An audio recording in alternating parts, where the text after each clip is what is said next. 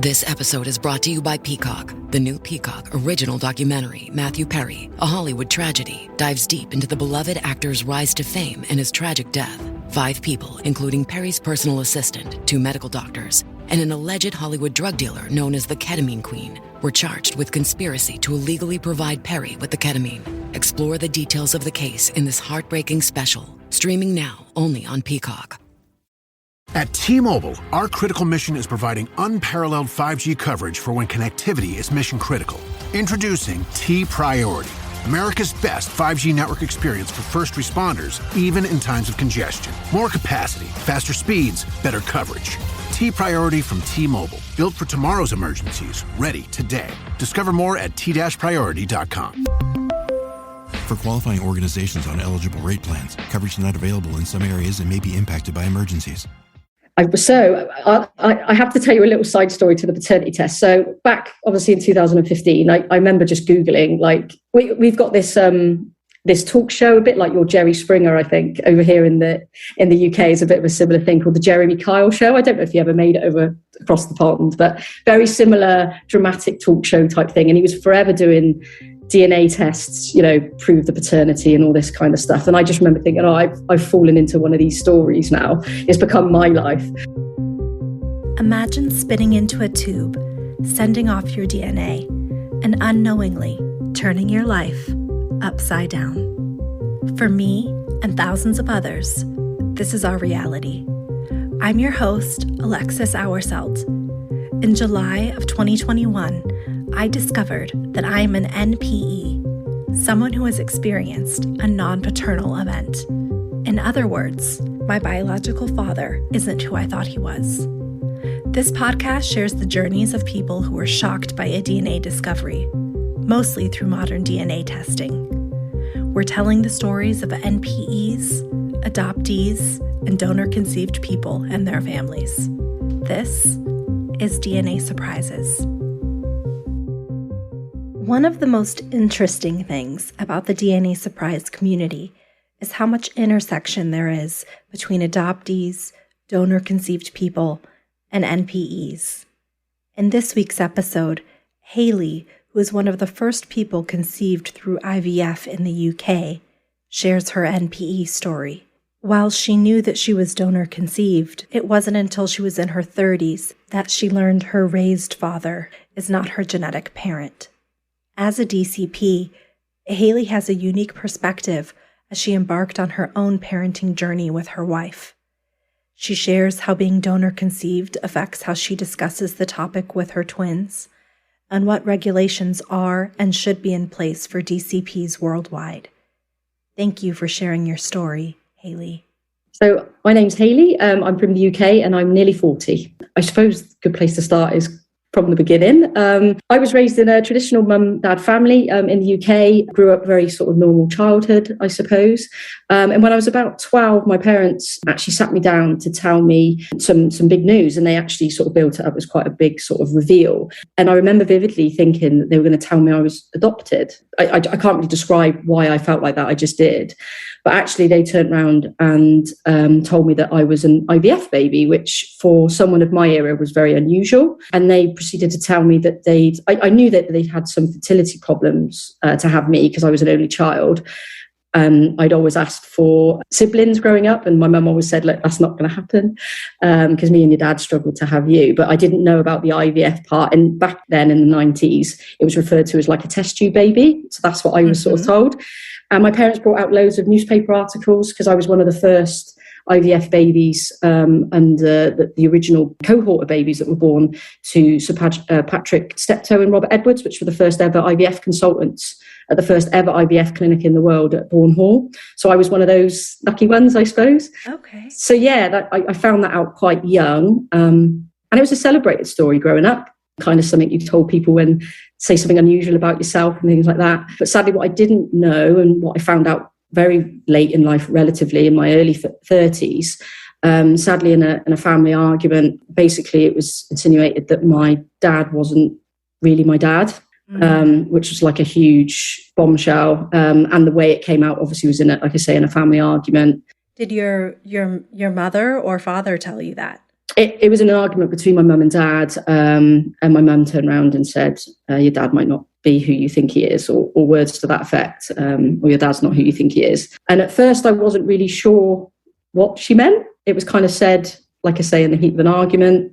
And it was only on reflection I challenged my dad about it, actually, because I originally thought it might have been like an affair, or I don't know, like your mind starts to wonder what it could be. And he just turned around to me on the phone when I asked him about it and started to get upset and said, I've got something to tell you. Me and your mum, when we were going through IVF treatment, basically found out that I was had problems with my sperm. And I think, to be honest, this is where my memory becomes a bit blurred. And I don't know if it's because it was so such big news being told to me. But from what I remember, he basically said there was a chance that he wasn't my biological father. And his words were, we used a donor as part of the treatment. So I was kind of like, well, you either did use a donor or you didn't. Right. And the story that my parents were told is that they'd mixed the sperm samples of my dad with that of a donor, an anonymous donor. So that's kind of, yeah. So it could have been either, and they didn't even know, according to them? Well, I think, without going too far ahead in the future, when the truth, everything came out, exactly what had happened, my parents said that when they sat down to tell me about the IVF part back when I was 12 years old, they actually did consider telling me about this potential donor, but they didn't have any information on who he was. And the doctor had even said, look, just forget about it. Never tell your daughter, don't tell anybody. So they thought better of it. They didn't mention that to me. And I'm wondering now whether that was why there was such a build-up, and why I was maybe feeding off their anxiety about telling me, because I think there was always this hidden part that they didn't, they obviously hadn't told me. I don't know. I have asked my parents outright, did you know 100% either way? And I've had different reactions. I've had different comments. I think there was always maybe an element of doubt. I think they did think that I wasn't my dad's biological daughter. I think that was more what they assumed, because my dad had years of treatment and, tests and things like that, and had I think he was pretty much nearly infertile. I think it was only later on, once it was confirmed, that there was still maybe that element of doubt there for them. So when you were 12, you really thought it was both of your parents, and you were conceived through the magic of science, and it wasn't negative to you at all until it came out that, oh, well, actually, your dad might not be your biological father. Yeah, that's right. It was a complete bombshell, to be honest. I think out of all the things that when the comment was said in the argument, the thought of being donor conceived, or the fact my dad wasn't my biological father, was furthest from what I thought it could be. I just hadn't even contemplated that could be the thing. How did you feel? How did you feel at that thought? I mean, I know it was kind of, he may not be, but what were your feelings? My first thing was, I've got to find out. I've got to do a paternity test. And I'm kind of one of these people, I'm quite an inquisitive person. I wouldn't just be able to, I think, just sit on that information. Like my parents have maybe sat on it. Well, it was over 30 years when, the argument happened of me being alive. I think as soon as there was that doubt there, I literally ordered a paternity test straight away and was like, I'm going to do it. I'm going to find out. Because obviously at that point, I just needed to know. I just needed to know 100%. And when I looked at paternity tests, they were quite expensive actually to do back in 2015. And it was I was shocked actually how expensive they were. And I think the cheapest one I could find was still £120, which was still quite a lot of money. I nearly didn't buy this one just out of principle, because it was called who'sthedaddy.com was the name of the company. I was just like, that's so awful. But I was like, look, it's 20 quid cheaper than the rest of the rest of the thing. So I went for who'sthedaddy.com. So I purchased my kit, and it came back that my dad did a swab sample. I did the swab sample. We sent it off, and it was like 10 days. And I think I remember having the result on my phone, because it come through as an email.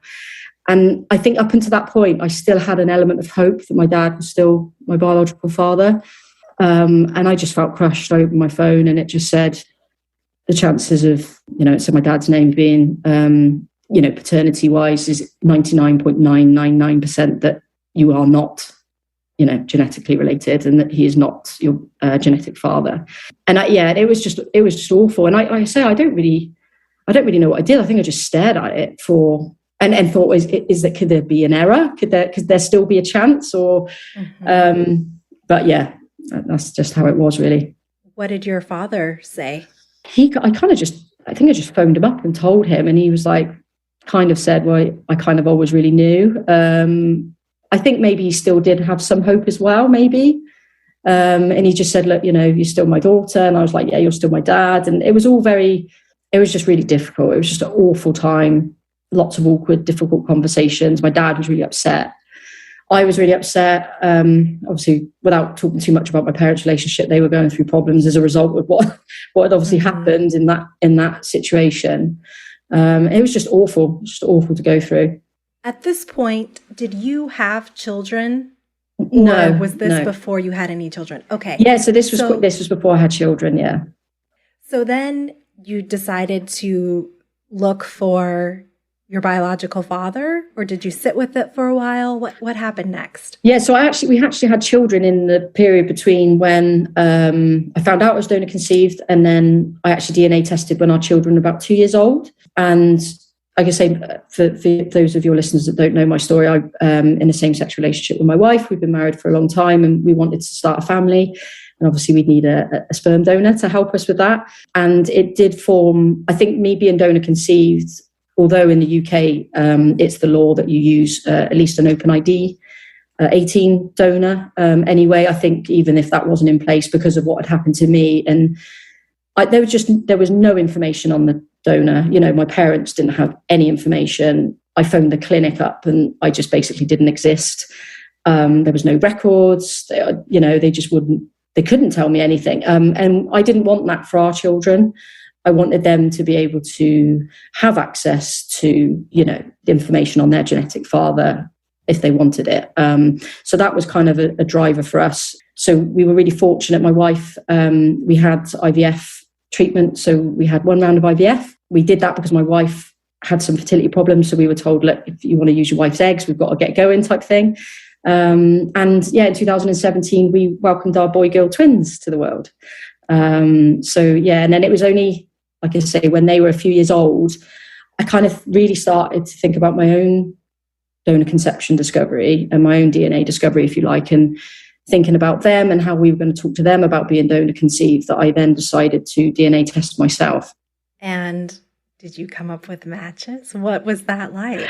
Well, it was just, to be honest, I'd read so much about donor conception by this point, because back in 2015, I mean, I know it doesn't seem that long ago, but there wasn't a lot of information out there. I remember Googling donor conception, and just, there was like a few random newspaper articles, and, there wasn't like the podcasts or anything like that. And then over the next kind of 4 or 5 years, lots of stuff had gone on the internet. So We Are Donor Conceived, for example, had set up, the Facebook group, which had loads of information in it. And I was kind of anticipating I was going to have like loads of matches. So I was a bit worried actually that I was going to sign up and have like 50 siblings, or I just didn't know what to expect. And so I used Ancestry, was my first test that I did.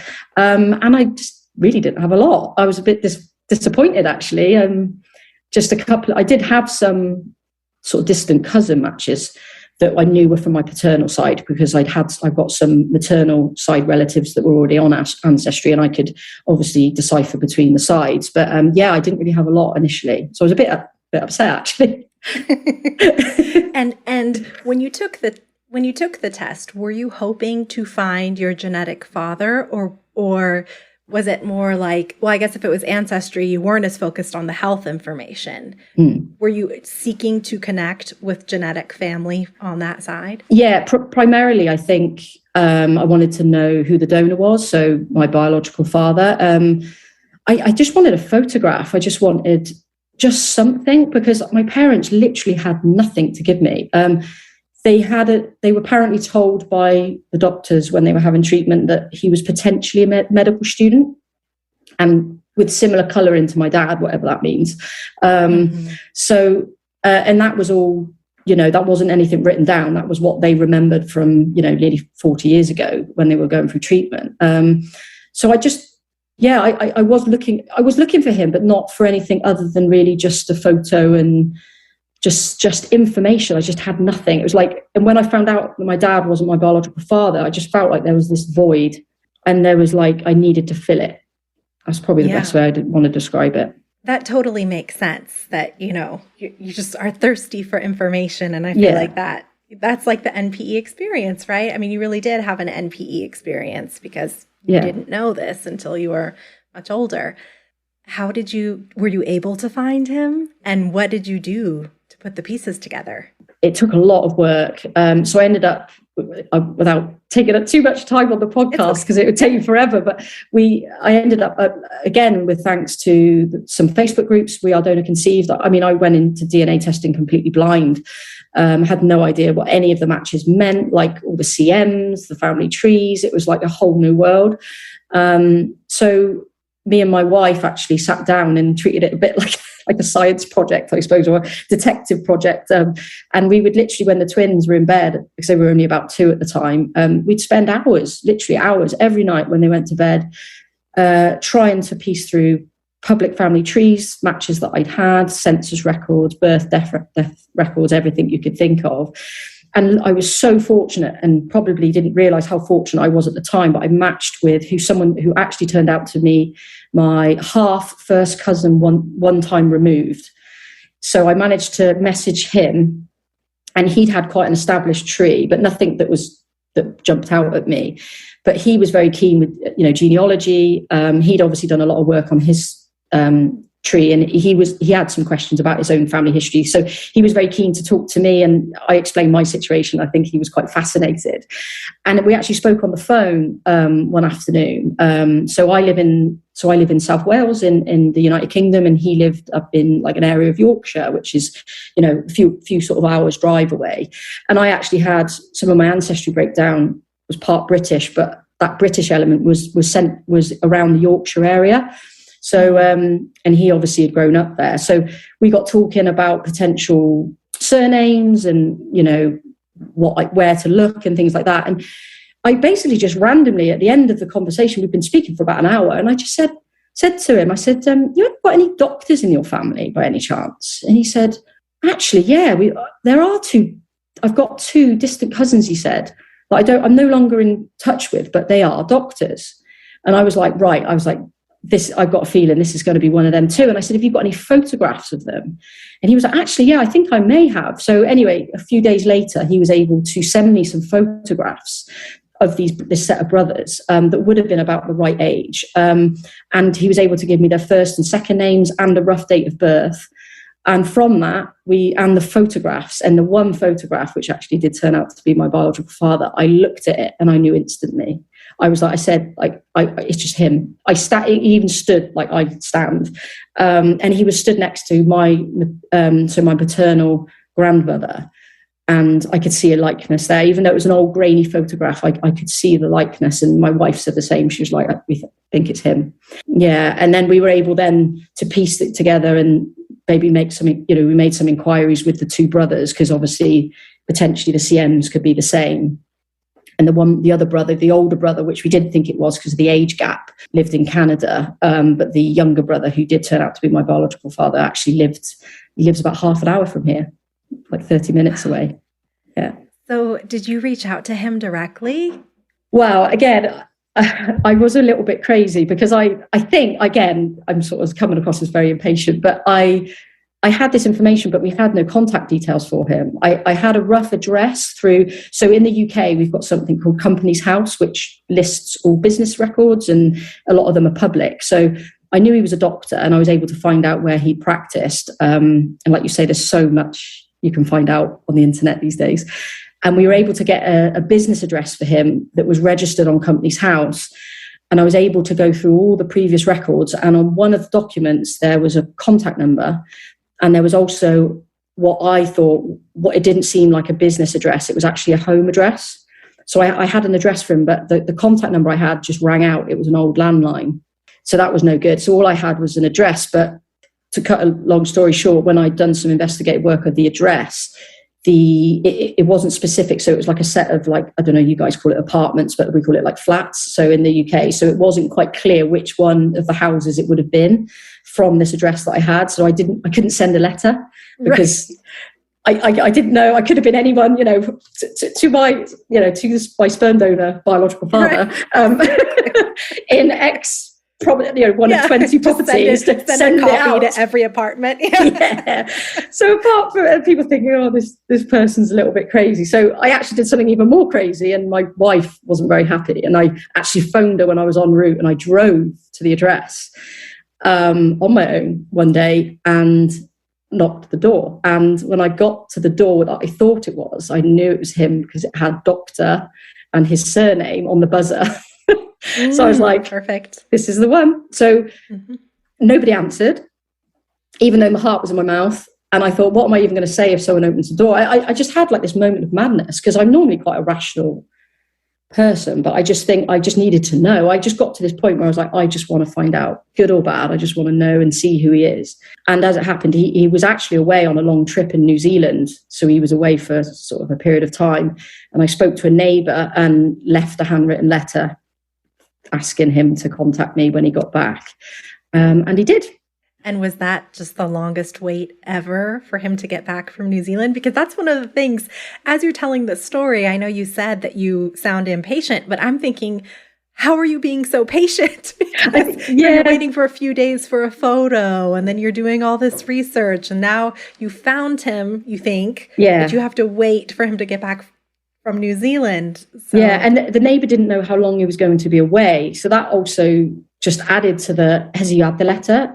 Does he know what it's about? Is it the right guy? Is it the brother in Canada? All these things go through your mind. And like you say, I think unless you've kind of been through it, people don't realise the kind of, especially if there has been a lot of research that's gone into it, it's it just becomes a bit consuming. That would probably be the way I would describe it. And I think I just wanted to know. It took I think it was nearly 3 weeks. And he sent me a text message actually and just said, "Hi Hayley, it's Jonathan."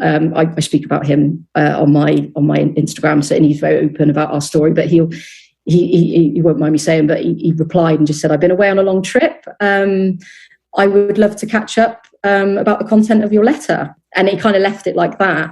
I was actually going out that evening with a friend to a concert, and I was desperate to call. I was like, I just want to call him now, but he couldn't talk. I couldn't talk. And I thought, do you know what? For once, I am actually going to be a bit patient, and I'll leave it till tomorrow when we can both speak. And we did. We had a lovely conversation, and I heard his voice straight away, and I just said, this is my story. I've done some research, and I gave the name of the person that I've been speaking to, who was like a distant cousin. And I said, basically turned around and said, I think you might be the sperm donor. And he went, I think you might be right. And he pretty much just said it like that. But he was really quiet. Yeah, the first part of the conversation, he just didn't say anything. And I just thought, I got this wrong. Like, this poor man, I'm just like... But, okay, yeah. So he acknowledged or admitted that he had donated his sperm in the past, and the dates and everything kind of lined up. Yeah. How did you confirm that he was your father? As a parent or mentor, you have the awesome opportunity to help a young person build a future. So if the future they want is in the military, take the time to learn more at todaysmilitary.com, because their success tomorrow begins with your support today. This episode is brought to you by Honda. Introducing the all-new, all-terrain Honda Passport Trail Sport, the most off-road capable Honda Passport Honda has ever dreamt up. The Passport features increased ground clearance, roof rails on all trims, and available specially developed all-terrain tires. And you'll stay comfortable with tri-zone climate control and available features like heated and ventilated front seats and a panoramic moonroof. Learn more at honda.com/passport. Yeah, so it wasn't until, we met up, we'd exchanged photographs, and the likeness is like quite striking. And I mean, I used to think I looked like my mum, but then I met Jonathan, I was like, wow, like even like things like I'd always wondered, like my pointy nose, I could see my nose on him. And, I've always joked I always thought it was because I used to do a lot of outdoor sport and suffered with lots of wrinkles and things, but he's exactly the same, all around his eyes, my forehead. I know your listeners can't see what I'm doing, but like, no, and she's not wrinkly either, listeners. Get the filter on. Yeah, get the filters on. But I always used to think, it was, but that when I saw him, I was like, we've got exactly the same, like, with the brow, and the crow's feet and just all those kinds of things that you just don't, it was just quite, I don't even know what the word, and it was just incredible to see. But yeah, he confirmed it, but it was only, so we didn't have anything, scientific, if you like, for a good, so we had the pandemic then. So the pandemic hit literally about 2 weeks after I met Jonathan back in 2020. So everything kind of went on pause. And then when we picked up again, although we stayed in contact throughout the pandemic, obviously we didn't meet in person, but when that was over, we did sort of start meeting up again. And I did just approach him and I just said, look, Jonathan, it would mean the world to me if you took an ancestry kit, not because I doubt you, but I do have doubts. Like, I know that sounds a bit contradictory, but I think because of the situation with my dad, having that information, thinking you're one thing and then being told you're not, for me to feel like I'd solved the problem 100% and gone full circle with it. I just wanted it in black and white. I wanted that confirmation, and he did, and he was really good, because obviously by him doing a DNA test, he was then putting himself out into the world officially too. So I don't think it was any easy step for him, but he did agree to do it, and I'll be forever grateful that he did, because I've got it now. When you go onto my ancestry, it's there in black and white. Did he uncover any other children in uploading his DNA? Yeah, so there's 3 others. So a sister and 2 brothers. He never had children of his own. So he's actually a gay man, Jonathan. So he never had children of his own.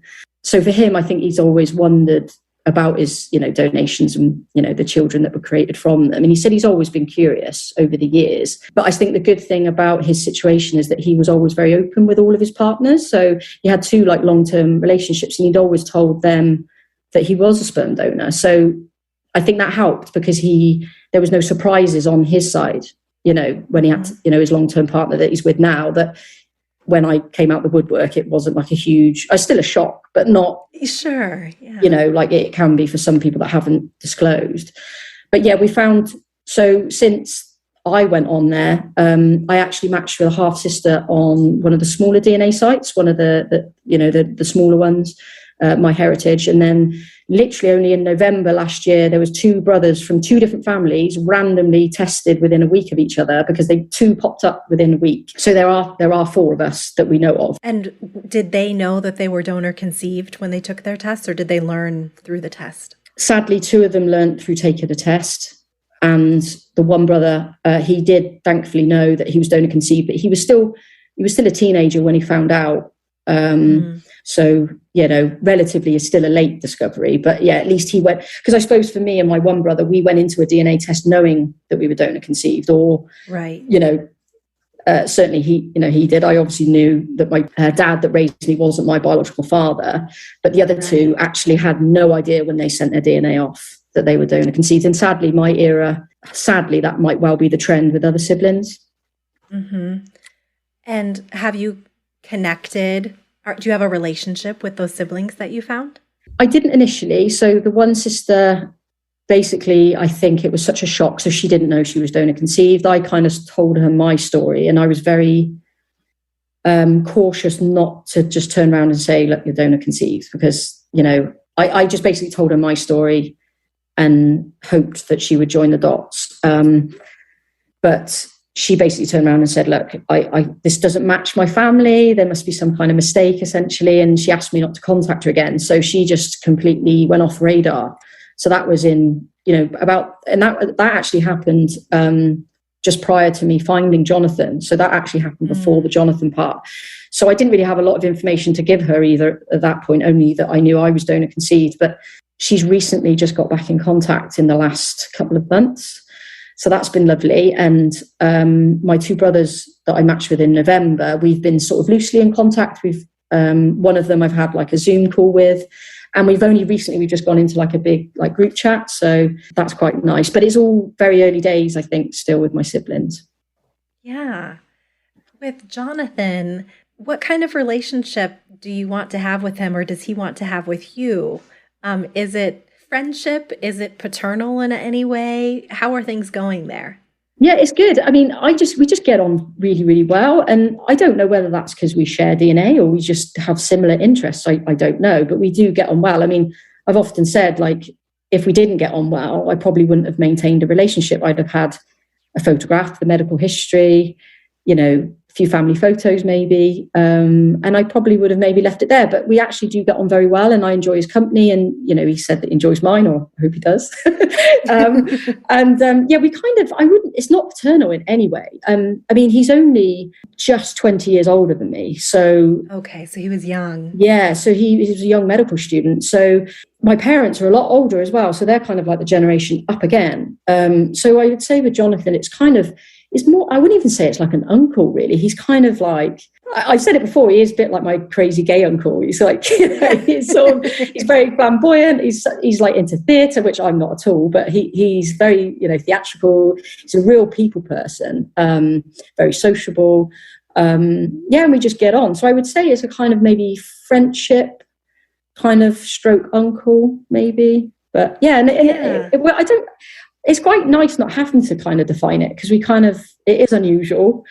And my dad is still very much my dad. And my dad is the first person I go to in a trouble, or if I've got something that I need to resolve, or, I will always ring my dad. Do your parents know that you connected with Jonathan?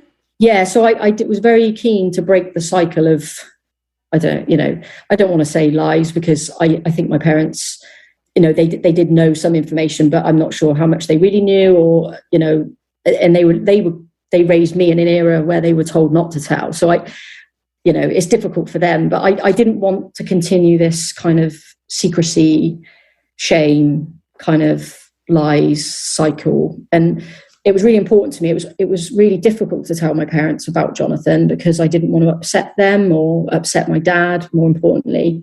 But I felt it really important for me to be honest with them, what was happening. And I felt I owed them that much as well, really, because I was sort of embarking on this kind of different journey. And, it's been awkward and we've had difficult conversations, but I'm so pleased I've told them, because I don't have to hide that I'm, meeting up with him or something like that. Did Jonathan hope that he would find his children, or was it just something that he did when he was young and knew it was a possibility? I'm so curious about that. Yeah, I think, to be honest, back then it was obviously 100% anonymous. DNA testing wasn't even a thing. And he's been very honest actually with me. He's turned around and said, look, I did it for the money. I was a poor student.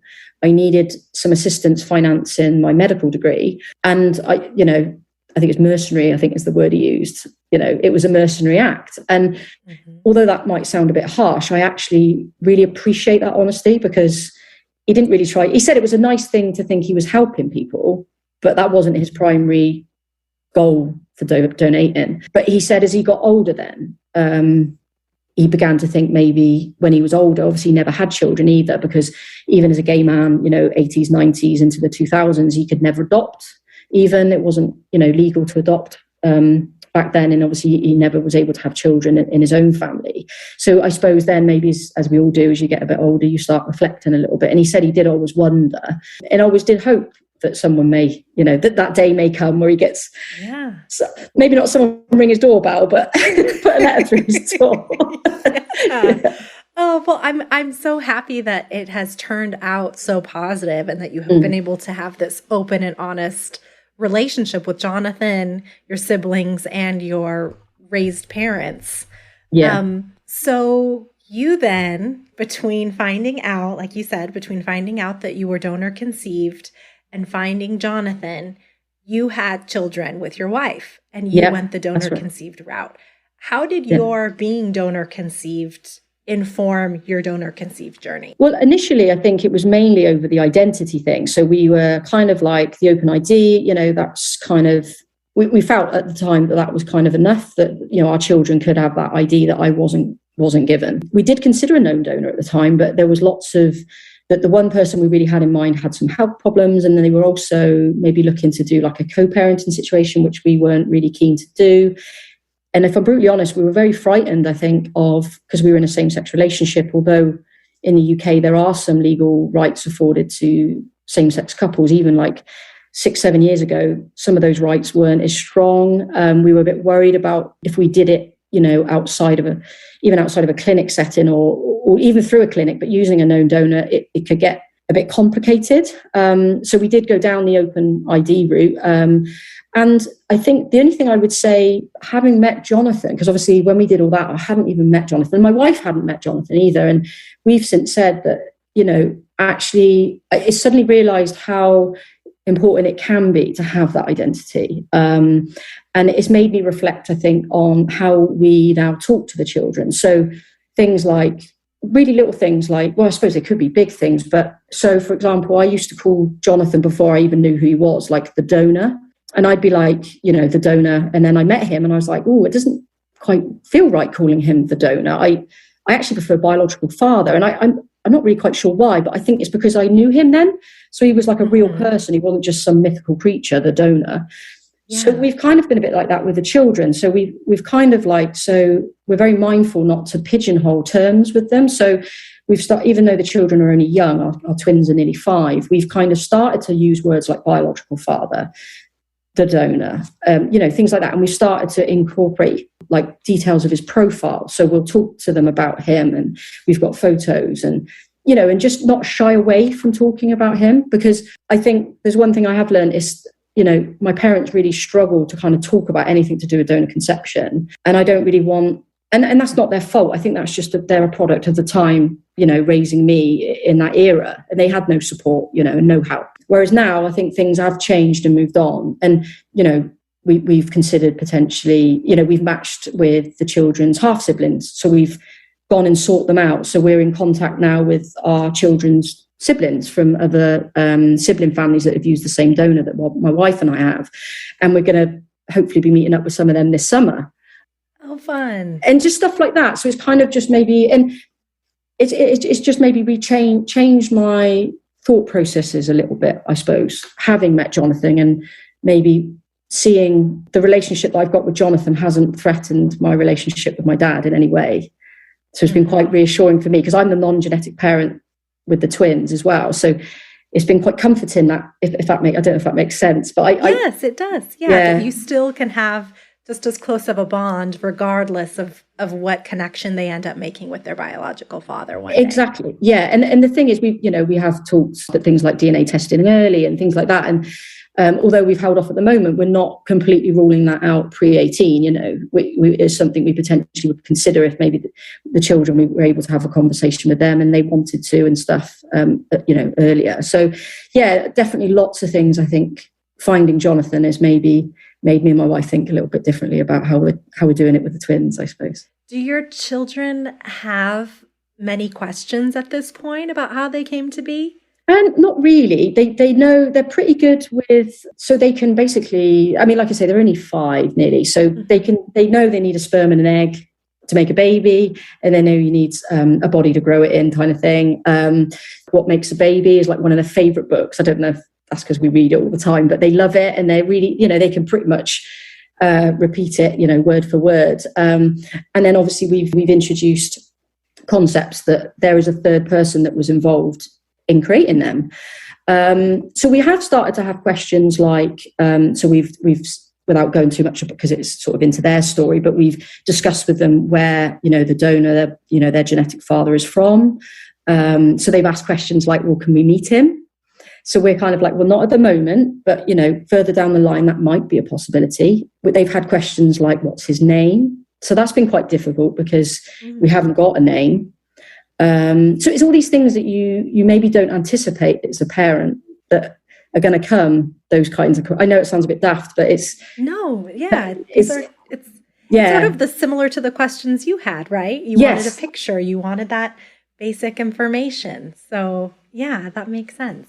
That's it. And I think sometimes as parents, I mean, I'm guilty of it as well. You kind of overthink your responses. I think sometimes kids just want a response. They're kind of like, oh, okay. They just take it as like gospel, don't they? And move on to the next thing. And so I've been trying to kind of like just get ourselves used to, the questions that might come and just try and be as honest with them as we can. If we don't know the answer to something, I'm not going to make it up. Right. And things like that I think maybe some parents maybe want the story to seem nicer, or if they haven't got any information, say on the donor that they've used, the temptation is to kind of fill that information with stuff that might sound nice, which to a kid they might latch onto and stuff like that, So we're very mindful about giving information out to them that we, maybe don't know the answers to as well. And just stuff like that, really, we're a bit sort of quite cautious on. It's okay to say, I don't know. Yeah. Mm-hmm. Yes.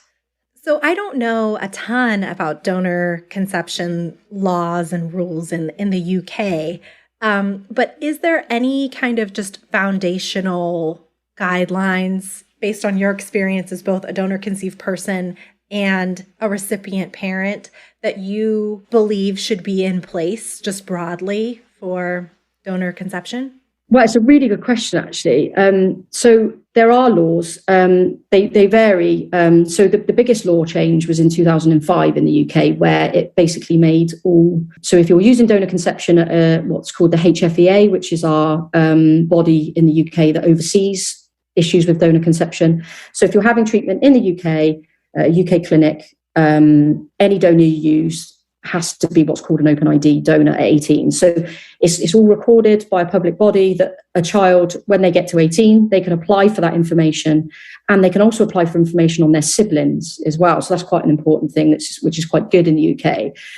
My biggest problem with the law is that there's no mechanism in place in the UK to tell someone they're donor conceived if they haven't been told by their parents. So those identity release laws are great, but they're fully reliant on the person knowing that they're donor conceived.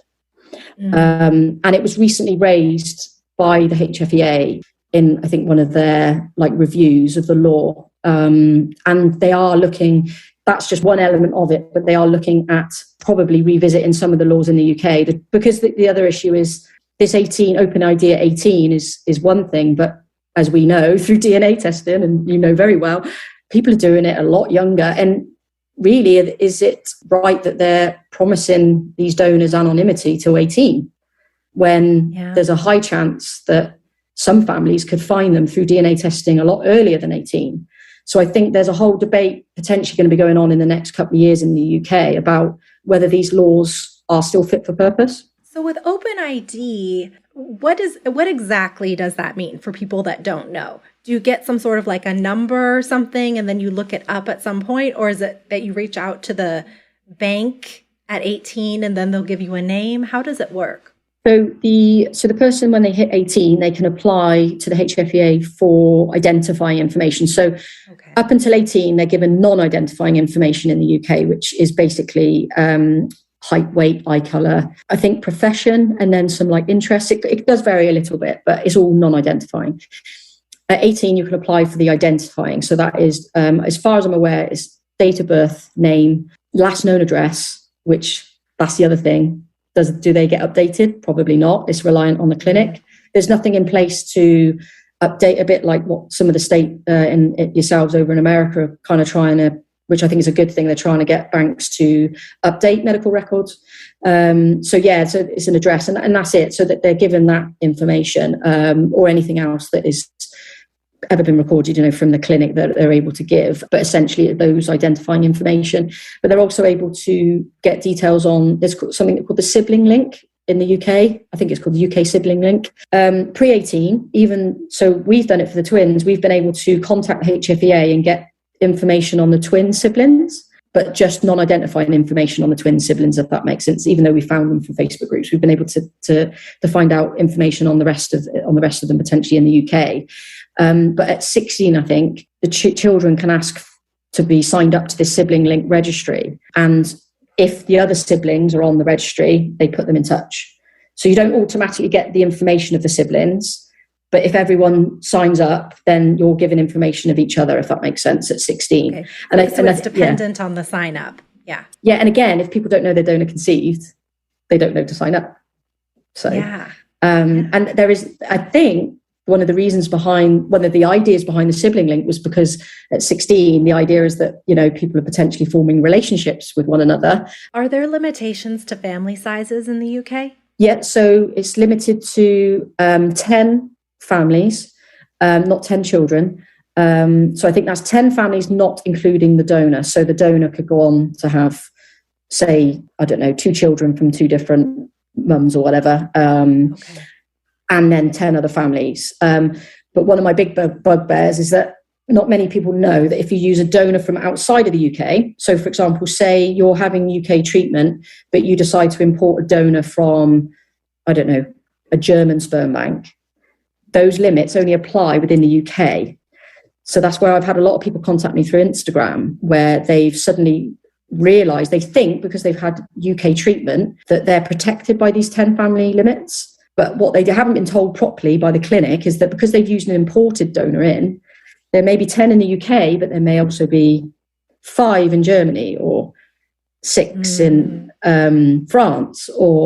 And then obviously if the donor has also been shipped out to the US, where you've got no regulation, you can see how the numbers can spiral. So the UK has tried to protect itself, I suppose, but one of the big sort of grey areas that I want to try and improve on at clinics is parents, because it's still happening now, because I have parents contact me all the time and say, oh God, I've just realised I've just joined these Facebook groups and I've found 25 siblings yet, and they're from all over the place, yet I thought it was restricted to 10 families. And I'm like, yeah, but did you use a donor from X, Y, and Z? And they're like, yes. And I'm like, well, that's why. But it's not being told properly at clinics. You have quite a presence now on Instagram where you're kind of educating people about what you've been through and other recipient parents. Can you share your Instagram handle for anyone that wants to find you and learn more?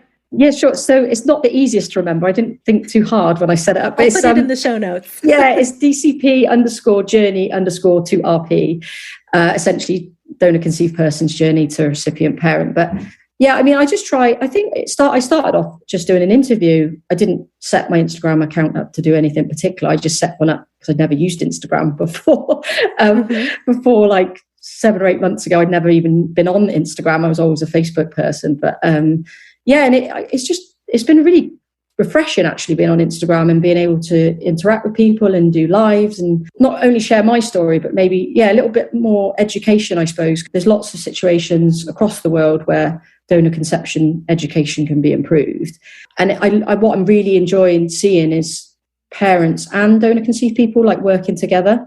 That's been really lovely to see actually. And I hope that's the way it continues, because I think we all want what's best for donor conceived people. So yeah, long may that continue. Yeah. I would like to touch on something you shared before the interview, which is that through your DNA testing, you uncovered an NPE actually in your family. Can you touch on that a little bit? What happened? Well, I noticed like through the DNA results that there wasn't something quite right with some of the strength of the connections with my maternal side relatives. I didn't notice at first because I had no idea about DNA testing. I just saw a match and just didn't look too far into it. But it was only when I'd gone back into it a little while later and obviously knew a bit more about the matching. And I noticed that a few of my cousins from my mum's side that were on there were showing a lot weaker than they should be. And I did a bit of probing and I actually noticed that, so I originally had quite strong ancestry for Poland, Polish, Russian, sort of what used to be called the old Eastern Bloc countries in Europe. And I assumed it was from Jonathan's side originally. But then when I met him and he was like, no, and he's like Yorkshire through and through, hardly any other ancestry. And I was like, well, this is odd. Like, where's this Polish? He was like 30% Polish. And I didn't, and I just started doing a bit more digging, as you know, like we do with these DNA discoveries. And cut a very long story short, I had some discussions with my mum, and my mum sort of did say that she'd always suspected that her dad that raised her wasn't her biological father. And I was able to get in touch with some sides of the family through ancestry with strong Polish connections still, and that were still in Poland, or some that were in the UK. And I found out that my mum was an NPE. So she essentially was a result of an affair. So my grandma taken in a lodger after the war. So a prisoner of war, an ex-prisoner of war from Poland. So in the UK after the war, it was quite commonplace for British families to take in, displaced people from countries from all over Europe that, because of the war had lost their homes.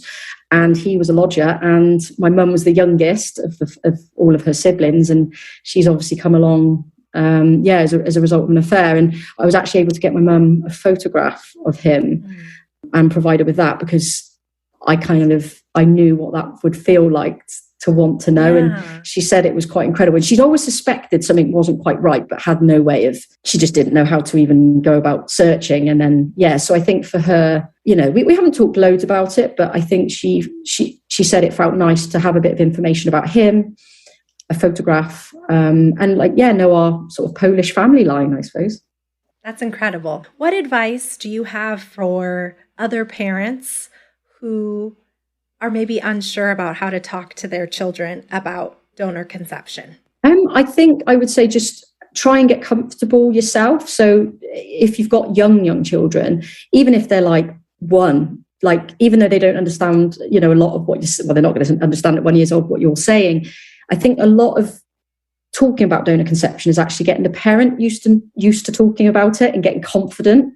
So I would say, start as early as you can.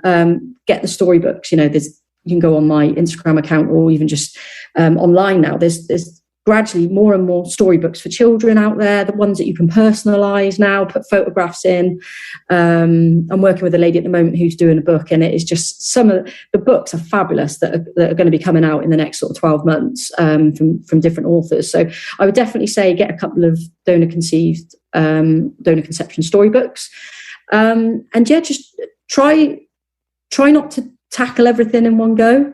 I think with parenting, you just want to get everything sorted straight away and fix everything or try and think ahead too far. And I think sometimes it can become very overwhelming. And I'm my own worst victim of that. I do that sometimes, but I think you have got plenty of time on your hands, especially if you've got young children, to kind of work through it as a family. And I would just say, take your time and don't be frightened. Don't be frightened to seek for help and ask what other families are doing and have a little listen. Like you say, there's plenty of podcasts out there now and information out there that, my parents didn't have. So yeah. And what advice would you give someone who just discovered that they're donor conceived? See, that's a toughie as well. I mean, and having seen it with my own siblings, it is so difficult. I would just say, just consider that it's not your fault what's happened. You didn't decide this path. This has happened through decisions from other people. And I would say that you kind of got to take your own path moving forward, and it is hard. You don't want to offend people or upset family members, but if you really want to go and find out the truth and find out about your genetic heritage or whatever it may be, then that needs to come first, and just go with it, and just get some support along the way, because it is difficult, and there will be. It's like an exhilarating thing, but actually absolutely petrifying all at the same time. And I would just say, just make sure you've got some support there. That's great advice. Well, Hayley, thank you so much for your time. I know it's in the evening in the UK, so I appreciate you taking the time to speak to me. And I wish you the best of luck on your journey as you continue to build relationships with your siblings and your genetic father. I hope things continue positively with your parents and, that things just go well with your children. It's just really wonderful to get the chance to talk to you about this. So thank you. Thank you for having me on as well. Thanks again to Hayley for sharing her story. If you have a DNA surprise story that you'd like to share, please email dnasurprises@gmail.com. And if you haven't yet, please rate, review, and subscribe to the podcast on Apple Podcasts and Spotify. Until next time.